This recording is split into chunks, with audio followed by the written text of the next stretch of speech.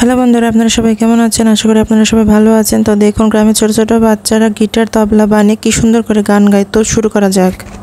বুকেতে হাত